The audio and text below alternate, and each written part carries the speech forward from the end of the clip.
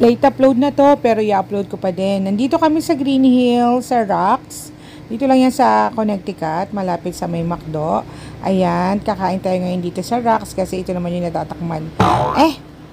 Ito naman yung natatakam tayong tikman.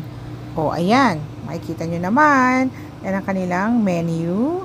Pero, ito yung in-order namin, yung salad nila na may chicken. Ayan. Medyo hindi masyadong malasa. Smoky siya pero hindi siya malasa yung chicken. Ang gulo ko magkanong voice over ngayon. Ang sarap niya kapag merong steak sauce. Yun na nagpasarap. Tapos umorder rin kami ng ribs.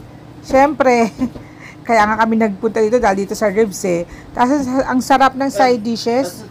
Tapos ang sarap din ng kanilang bread, garlic bread. Pero ang pinakamatindi, yung ngata ko ng ngata ng ribs, sabi ko sobrang lambot, sobrang lambot. Buto na pala yung nakakain ko, ganun siya kalambot. O edi ubos.